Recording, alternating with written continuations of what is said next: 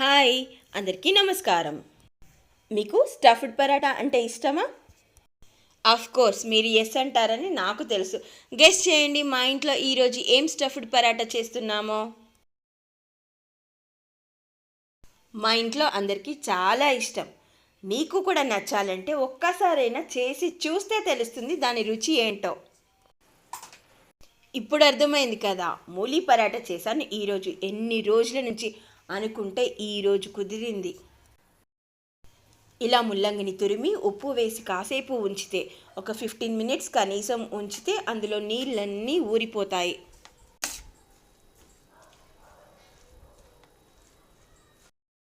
ముల్లంగితో పాటు వచ్చిన కొన్ని లేత ముల్లంగి కాడలు, కొత్తిమీర అండ్ పుదీనా. ఇలా తురిమిన ముల్లంగిలో ఊరిన నీళ్ళన్నీ గట్టిగా పిండేసుకోవాలి.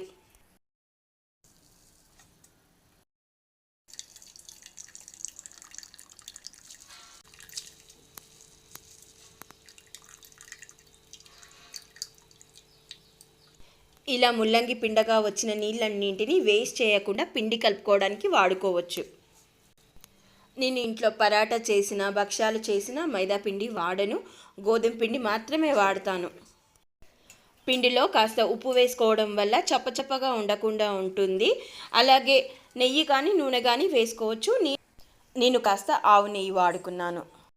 అలా ముల్లంగి పిండగా వచ్చిన నీళ్ళని వాడిన తర్వాత కొన్ని మంచినీళ్ళు కూడా పోసుకొని కలుపుకోవాల్సి వచ్చింది ఈ పిండిని. పిండి కలిపిన తర్వాత ఒక అరగంట పక్కన పెట్టుకుంటే పరాటాలు బాగా వస్తాయి. అలా మైదాపిండి ఇష్టపడే వాళ్ళు మైదాపిండి, లేదంటే కాస్త గోధుమ పిండి మైదాపిండితో కూడా కలుపుకోవచ్చు. నాకు ఇలాగే ఇష్టం. ఈ స్టఫ్ కోసం నేను కాస్త ఆమ్చూర్, ఉప్పు నీళ్ళన్నీ పిండేసాం కాబట్టి కాస్త చూసుకొని వేసుకోవాలి. అవసరమైతే మళ్ళీ కాస్త కారపొడి కూడా వేసుకున్నాను. ఈ ముల్లంగి తురుముని ఇలా కావాలంటే పచ్చిగానే ఉంచుకొని కావలసినవన్నీ స్పైసెస్ వేసుకోవచ్చు. లేదు ఇలా పూర్తిగా పచ్చిగా ఉంటే ఇంట్లో ఇష్టపడరు అనుకున్నప్పుడు కాస్త ప్యాన్లో ఆయిల్ చుక్కో నెయ్యి చుక్కో వేసి కాస్త ఫ్రై చేసి తర్వాత కావాల్సిన స్పైసెస్ యాడ్ చేసుకోవచ్చు. ఇందులో కాస్త జీలకర్ర పొడి, ధనియాల పొడి, లేదు గరం మసాలా కావాలంటే వేసుకోవచ్చు. మేము అన్ని వేళలా గరం మసాలా ప్రిఫర్ చేయము. జీలకర్ర ధనియాల పొడి ఉంటే వేసేదాన్ని, ఈరోజు లేవు కాబట్టి ఇంకా అలా కానిచ్చామన్నమాట. ఈ పిండిని నేను చపాతీ కలుపుకున్నట్టుగానే కలుపుకున్నాను కాబట్టి చపాతీ లాటించినట్టుగానే లాటించుకొని అందులో స్టవ్ పెట్టుకుంటాను.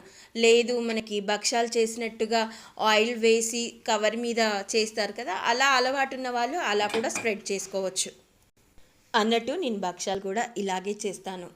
ఆయిల్ పెట్టి కవర్ మీద పెట్టి అలా ఏం చేయను, ఇలా అలవాటైపోయింది నాకు.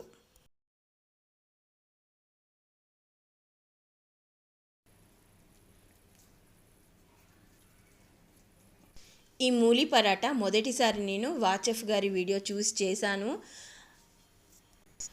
ఆలూ పరాటా, పన్నీర్ పరాటా ఎంత ఇష్టంగా తింటామో ఈ మూలి పరాటా కూడా అంత ఇష్టంగా ఎంజాయ్ చేసాం మొదటిసారి. తర్వాత నుంచి ఇంకా చెప్పేదేముంది. ఈరోజు ఈ స్టఫ్లోకి నేను పచ్చిమిర్చి కారం వేద్దాము అని అనుకున్నాను. కొన్ని కారణాల వల్ల పనులు డిలే అవ్వడం మొదలయ్యాయి. పచ్చిమిర్చి కారం చేసుకోవడం మిస్ అయ్యాను. సో క్విక్గా చేయడం కోసం కారపొడి వేసుకున్నాం. ఇంకా